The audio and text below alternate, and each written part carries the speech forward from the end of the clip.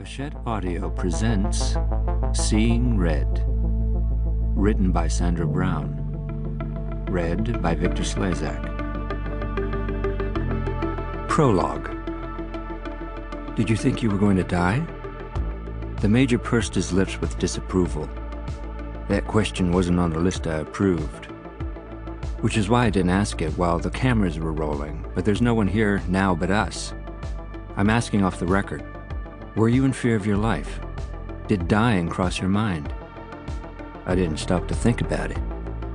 Kerra Bailey tilted her head and regarded him with doubt.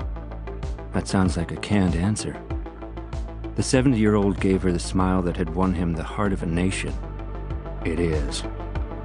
All right, I'll respectfully withdraw the question. She could graciously pass on it because she'd got what she'd come for.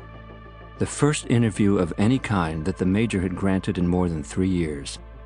In the days leading up to this evening's live telecast from his home, he and she had become well acquainted.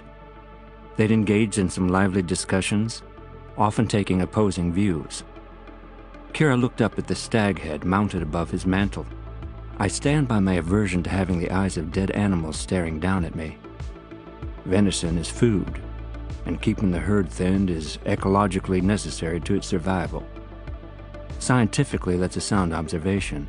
From a personal and humane standpoint, I don't understand how anyone could place a beautiful animal like that in the crosshairs and pull the trigger. Neither of us is going to win this argument, he said, to which she replied with matching stubbornness. Neither of us is going to concede it either. He blurted a short laugh that ended in a dry cough. You're right.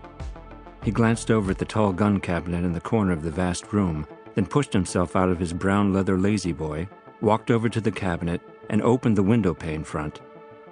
He removed one of the rifles. I took that particular deer with this rifle. It was my wife's last Christmas present to me. He ran his hand along the bluish barrel. I haven't used it since Deborah died. Kerra was touched to see the softer side of the former soldier. I wish you could have been here for the interview. So do I. I'll miss her every day. What was it like for her being married to America's hero? Oh, she was super impressed, he said around a chuckle as he propped the rifle in the corner between the cabinet and the wall. She nagged me only every other day about leaving my dirty socks on the floor rather than putting them in the hamper. Kerra laughed, but her thoughts had turned to the Major's son, who'd made no bones about his aversion to his father's fame. She'd felt an obligation to invite him to appear on the program alongside the Major, perhaps just a brief appearance in the final segment. Using explicit language that left no room for misinterpretation, he had declined. Thank God. The Major crossed to the built-in bar. So much talking has made me thirsty. I could use a drink. What would you like? Nothing for me. She stood and retrieved her bag from where she'd set it on the floor beside her chair. As soon as the crew gets back, we need to hit the road. The Major had ordered a cold fried chicken picnic supper from a local restaurant for her and the 5-person production crew. It was delivered to the house, and after they'd eaten, packing up the gear had taken an hour. When all was done, Kerra had asked the others to go gas up the van for their 2-hour drive back to Dallas, while she stayed behind. She had wanted a few minutes alone with the Major in order to thank him properly. She began, Major, I must tell you. He turned to her and interrupted. You said it, Kerra, repeatedly. You don't need to say it again. You may not need to hear it again, but I need to say it. Her voice turned husky with emotion. Please accept my heartfelt thanks for everything.